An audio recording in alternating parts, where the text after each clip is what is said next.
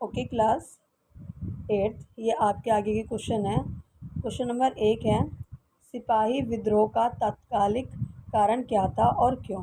सेना में चर्बी वाले कारतूसों का इस्तेमाल इसका तात्कालिक कारण था। यानी कि जो कारतूस है उसमें गाय और सूअर के मांस की चर्बी लग रही है, इस अफवाह में से लोगों के बीच में हड़कंप फैल गया और उन्होंने अंग्रेज़ों को के खिलाफ कूच करनी स्टार्ट कर दी। पर सूअर और गाय की चर्बी लगी होती है और इससे सिपाहियों में इनसे क्या हुआ कि उनके धार्मिक जो अनुष्ठान से धार्मिक भावनाएं थी वो आहित हो रही थी, इसलिए क्या हुआ, ये तत्कालिक कारण बना विद्रोह का। ओके, अब हमारा नेक्स्ट क्वेश्चन है, ईस्ट इंडिया कंपनी की शक्तियाँ ब्रिटिश ताज को क्यों हस्तांतरित कर दी गई? ब्रिटिश संसद ने 1858 में एक नया अधिनियम पारित किया और भारतीय मामलों का अधिक जिम्मेदार प्रबंधन सुनिश्चित करने के लिए ईस्ट इंडिया कंपनी की शक्तियों को ब्रिटिश क्राउन को हस्तांतरित कर दिया गया। तो किसको दिया गया? ब्रिटिश संसद ने 1858 में एक नया अधिनियम पारित किया गया और भारतीय मामलों का अधिक जिम्मेदार प्रबंधक सुनिश्चित करने के लिए ईस्ट इंडिया कंपनी की शक्तियों को ब्रिटिश क्राउन को क्या कर दिया? हस्तांतरित कर दिया। हस्तांतरित। क्वेश्चन नंबर 3 है, अंग्रेजों द्वारा मुसलमानों के साथ कैसा व्यवहार किया गया था? मुसलमानों की ज़मीन और संपत्ति बड़े पैमाने पर जब्त कर ली गई थी और उनके साथ संदेह और दुश्मनों का व्यवहार किया गया। अंग्रेजों का मानना था कि विद्रोह के लिए वे बड़े पैमाने पर जिम्मेदार हैं। तो उनका ये सब मानना था कि विद्रोह करने के लिए ये बड़े पैमाने पर क्या है? जिम्मेदार है। ओके, अगला क्वेश्चन आता है हमारा, तात्या टोपे की मृत्यु कैसे हुई? तात्या टोपे मध्य भारत के जंगलों में भाग गए और कई आदिवासी और किसान नेताओं के समर्थन में गोरिल्ला युद्ध लड़ते रहे।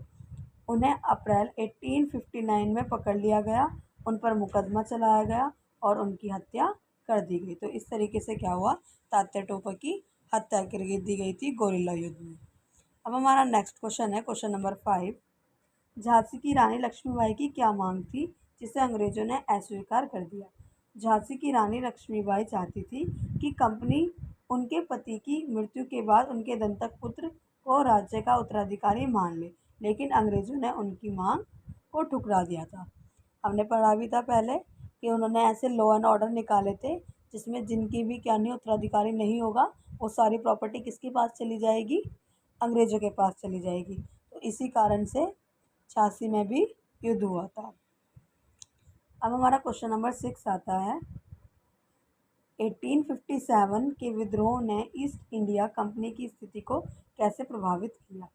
ब्रिटिश संसद ने 1858 में एक नया अधिनियम पारित किया और भारतीय मामलों का अधिक जिम्मेदार प्रबंधन सुनिश्चित करने के लिए ईस्ट इंडिया कंपनी की शक्ति को क्राउन को हस्तांतरित कर दिया गया। अब हमारा अगला क्वेश्चन आता है, ईसाई धर्म अपनाने वालों के हितों की रक्षा के लिए अंग्रेजों ने क्या किया? 1850 में ईसाई धर्म धर्मांतरण को आसान बनाने के लिए एक नया कानून पारित किया गया। इस कानून के तहत ईसाई धर्म अपनाने वाले भारतीयों को अपने पूर्वजों की संपत्ति विरासत में मिल सकती है। जो ईसाई धर्म को अपनाएगा उन्हें अपने पूर्वजों की संपत्ति प्राप्त होगी। अब हमारा प्रश्न नंबर 8 है, ईस्ट इंडिया कंपनी द्वारा 1856 में कंपनी की सेना में रोजगार के संबंध में पारित किया गया नया कानून क्या था? 1856 में कंपनी ने नया कानून पारित किया गया था, इसमें कहा गया कि कंपनी की सेना में नौकरी लेने वाले प्रत्येक नए व्यक्ति को आवश्यकता पड़ने पर विदेश में सेवा करने के लिए सहमत होना होगा। जब जरूरत पड़ेगी तो उसे क्या करना पड़ेगा? विदेश में जाकर सहायता करनी पड़ेगी, ठीक, सेवा करनी पड़ेगी। अब हमारा अगला क्वेश्चन नंबर 9 है, उस गवर्नर जनरल का नाम बताइए जिसने बहादुर शाह जफर के परिवार को लाल किले में स्थानांतरित करने की घोषणा की थी। 1849 में गवर्नर जनरल डलहौजी ने घोषणा की कि बहादुर शाह जफर की मृत्यु के बाद राजा के परिवार को लाल किले में से हटाकर दिल्ली में रहने के लिए अन्य स्थान दे दिया जाएगा। तो लाल किले से हटाकर उन्हें दिल्ली में किसी और स्थान पर पहुंचा दिया जाएगा। आपका क्वेश्चन नंबर 10 है, किस शर्त पर शासक सरदार अपना राज्य अपने उत्तराधिकारियों को सौंप सकते थे? देश के सभी शासक प्रमुखों को आश्वासन दिया गया कि भविष्य में उनके क्षेत्र पर कभी कब्जा नहीं किया जाएगा। उन्हें अपने राज्य को अपने उत्तराधिकारियों को सौंपने की अनुमति दी गई, जिससे दंतक पुत्र भी शामिल थे। हालांकि उन्हें ब्रिटिश महारानी को अपना सर्वोच्च संप्रभु मानना पड़ा। क्या करना पड़ा? ब्रिटिश महारानी को अपना सब कुछ यानी कि सर्वोच्च मानना पड़ा। अगला प्रश्न है, ताइपिंग विद्रोह क्या था? 1850 में शुरू हुआ था और 1860 के दशक के मध्य तक ही इसे दबाया जा सका। हजारों मेहनतकश गरीब लोगों ने होंग शिकवॉन के नेतृत्व में महान शांति के स्वर्गीय साम्राज्य की स्थापना के लिए लड़ाई लड़ी। इसे ताइपिंग विद्रोह के नाम से जाना गया। ठीक है, तो ताइपिंग विद्रोह का था 1850 से 60 के बीच में चला था ये, और इसमें मेहनतकश गरीब लोगों ने होंग शिकवॉन के नेतृत्व में महान शांति के स्वर्गीय साम्राज्य की स्थापना की थी। क्वेश्चन अलग है हमारा, क्वेश्चन नंबर 12। 1857 के विद्रोह के दौरान अग्रणी भूमिका में आए कुछ नए नेताओं के नाम बताइए। बरेली में एक सैनिक बख्त खान ने दिल्ली आए लड़ाकों की एक बड़ी सेना का कमान संभाली, और फैजाबाद में मौलवी अब्दुल्ला शाह ने समर्थकों की एक विशाल सेना तैयार की और अंग्रेजों से लड़ने के लिए लखनऊ आ गए। तो कहाँ गए थे वो अंग्रेजों से लड़ने के लिए? लखनऊ। ठीक, अब आपका क्वेश्चन नंबर 13 है, विद्रोह के धार्मिक कारण क्या थे? कंपनी ने ईसाई मशीनरियों को अपने क्षेत्र में स्वतंत्र रूप से काम करने और यहाँ तक कि जमीन और संपत्ति रखने की अनुमति दी। 1850 में ईसाई धर्म का धर्मांतरण और आसान बनाने के लिए एक नया कानून पारित किया गया। कई भारतीय लोगों को लगा कि अंग्रेज उनके धर्म को नष्ट कर रहे हैं, इसलिए उन्हें ब्रिटिश शासन के खिलाफ विद्रोह कर दिया। तो उन्हें ऐसा महसूस हुआ कि वो क्या करना चाहते हैं, उनके धर्म को की अवहेलना कर रहे हैं, यानी कि उनके धर्म को अहित कर रहे हैं, इसलिए विद्रोह स्टार्ट हुआ। क्वेश्चन नंबर 14 है, अंतिम मुगल सम्राट ने अपने जीवन में अंतिम वर्ष कैसे बिताया है?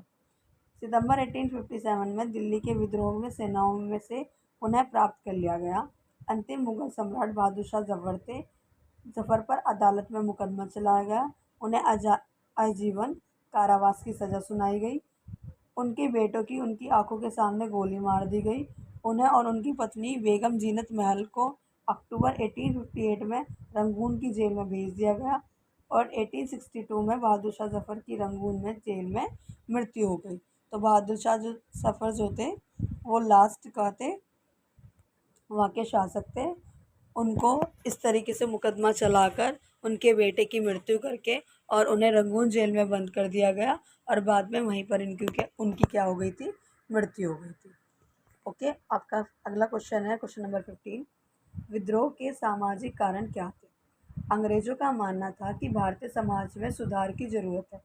सती प्रथा को रोकने और विधवाओं के पुनर्विवाह को प्रोत्साहित करने के लिए कानून पारित किया गया। अंग्रेजी भाषा की शिक्षा को सक्रिय रूप से बढ़ावा दिया गया। कई भारतीयों का मानना था कि अंग्रेजी उनकी सामाजिक रीति रिवाजों और उनके पारिवारिक जीवन शैली में दखल दे रहे हैं, इसलिए उन्होंने ब्रिटिश शासन के खिलाफ क्या किया?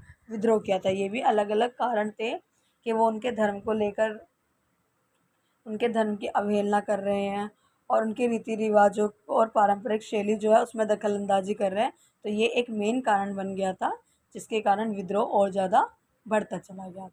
ठीक है, ओके क्लास, बाकी के क्वेश्चन नेक्स्ट वीडियो में। Thank you.